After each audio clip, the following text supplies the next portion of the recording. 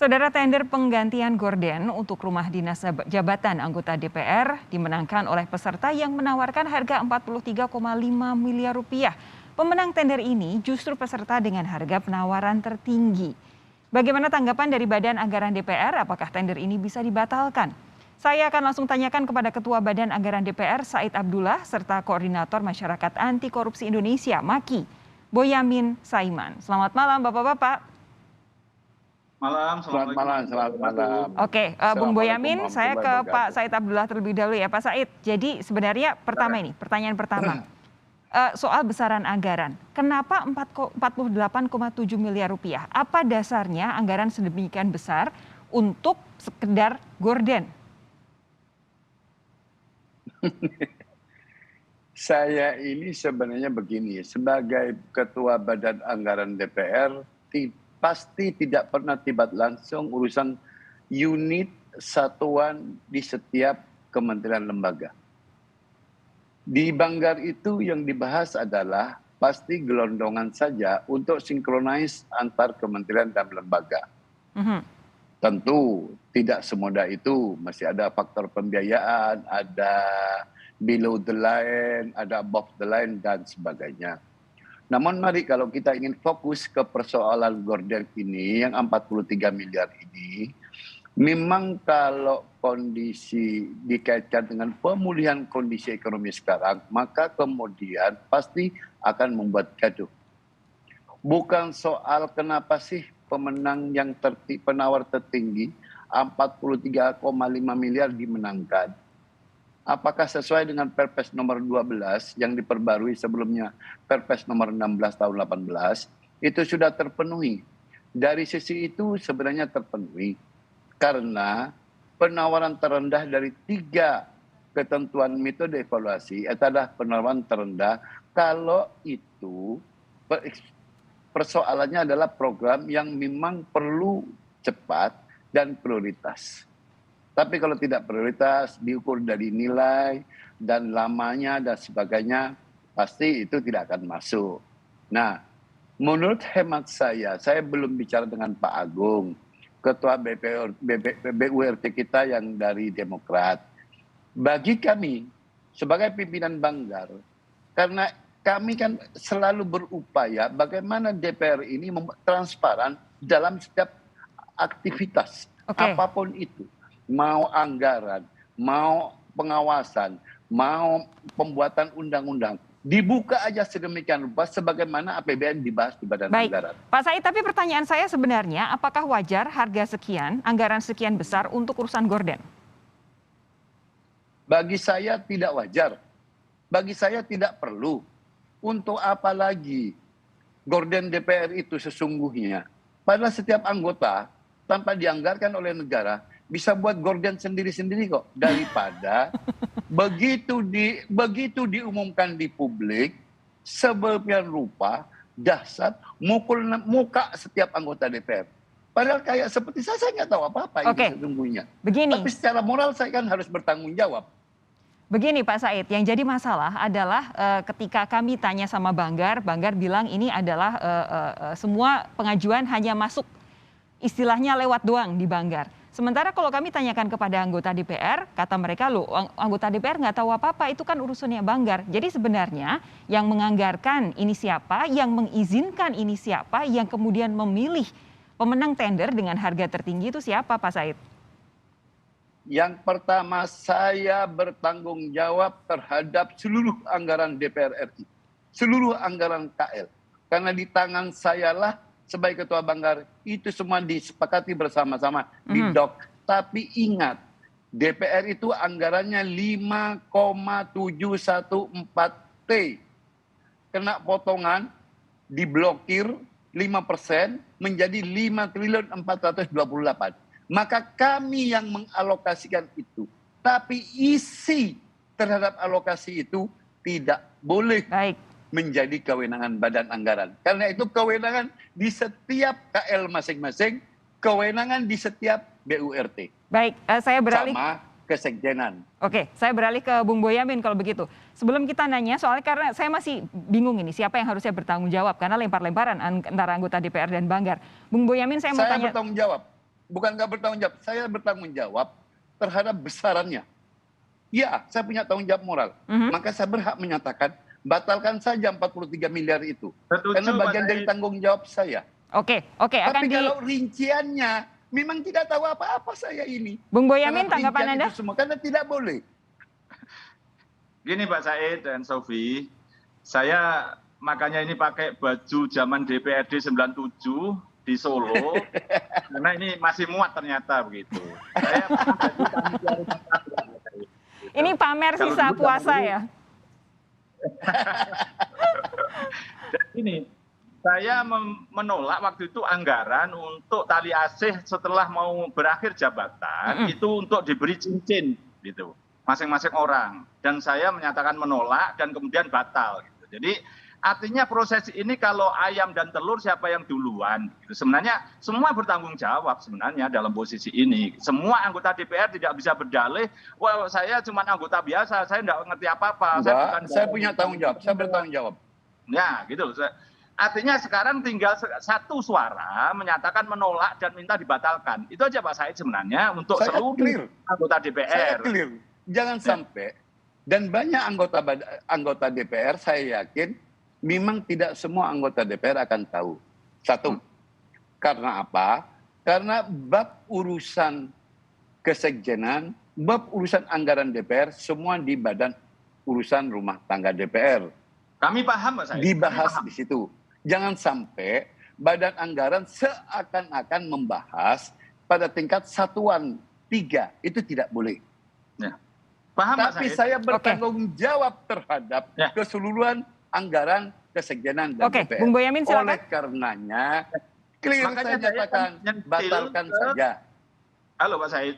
Makanya Iya. saya nyentil ke badan urusan rumah tangga untuk melakukan evaluasi dan pada tataran tertinggi untuk pembatalan tender itu. Karena apa? Semua kementerian dan lembaga KL itu tahun-tahun 2020, 2021, 2022 ini kena refocusing. Semua dialihkan untuk COVID. Nah, kalau pemerintahan eksekutif aja melakukan itu, gitu, saya ingin berharap DPR juga melakukan hal yang sama. Udahlah, DPR drop sudah aja. melakukan juga, Pak Oke. Bunyamin. DPR sudah melakukan juga loh. Jangan Begini, salah. sebentar, DPR Pak Said. melakukan Kalau yang sama. kemudian Pak Ditambah Said, ini, Pak Said, ditambah yang 43 ini juga di drop aja.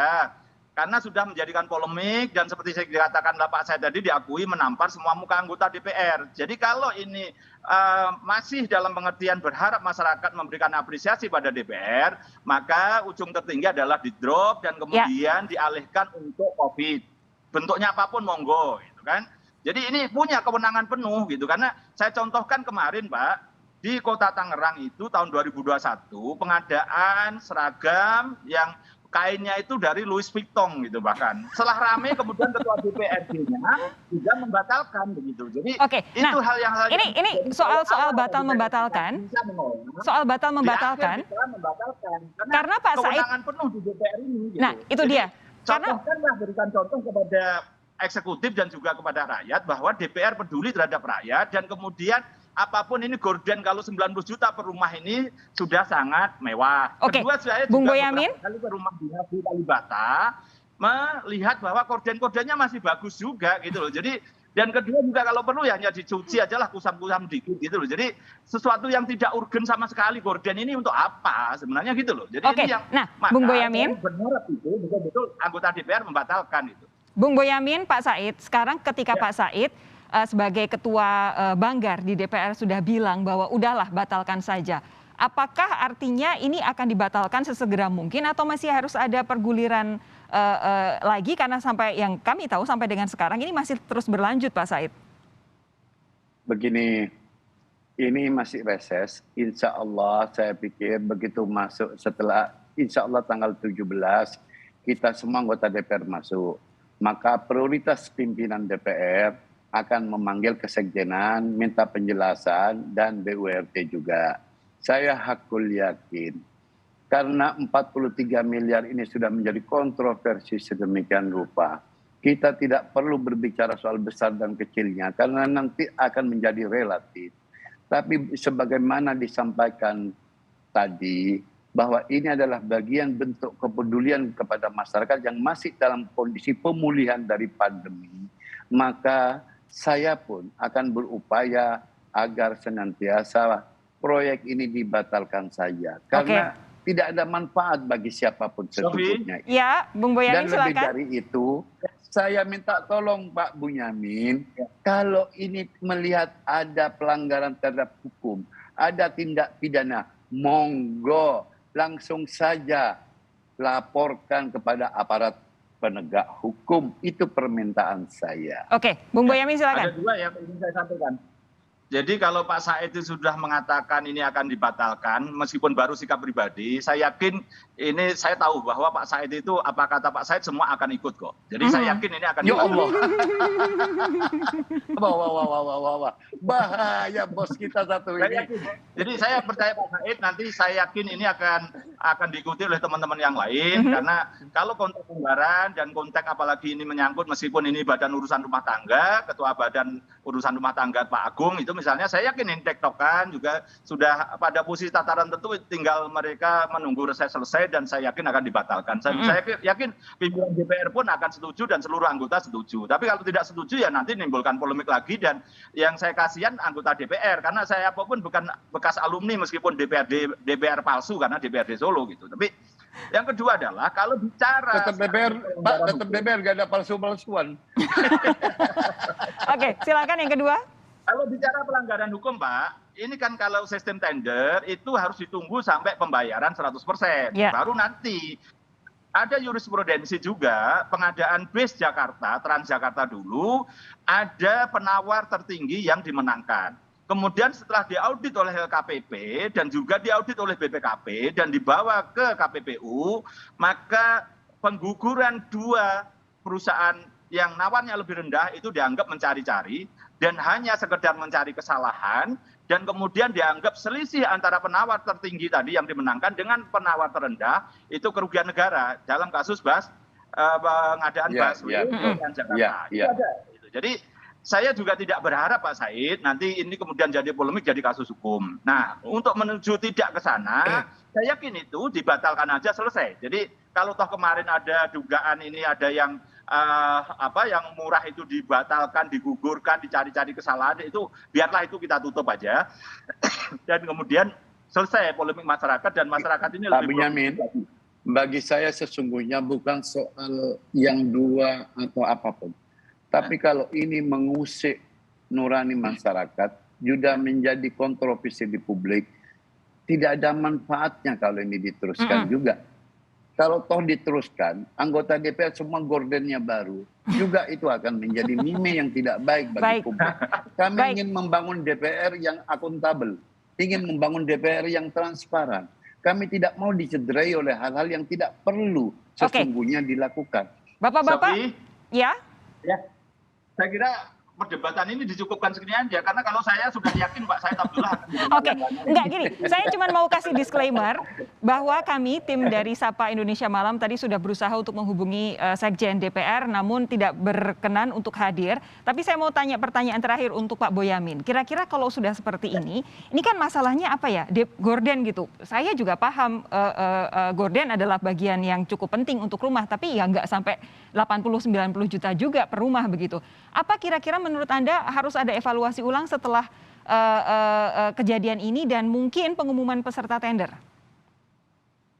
Oh pasti, kalau itu justru dalam konteks ini kan di DPR ini kan ada auditor internal, pengawas internal sebenarnya ke ini kayak ada kayak inspektorat di internal itu ada. Dan juga bisa meminta BPKP untuk menilai barang ini sebenarnya mewah atau tidak, kemudian mahal atau tidak, bisa aja di situ. Tapi itu sih evaluasi ulang, dan kalau konteksnya itu dibatalkan juga tidak ada masalah, karena di dalam dokumen-dokumen penawar itu, pemborong yang mengajukan itu pasti bikin surat pernyataan tidak akan menuntut kalau dibatalkan dengan alasan apapun, misalnya anggaran tidak tersedia atau ada perubahan kebijakan dan lain sebagainya. Jadi ya tidak ada masalah apa-apa kalau ini tender ini kemudian dibatalkan, itu sebenarnya tidak akan ada sesuatu yang menimbulkan kemudian nanti setuju.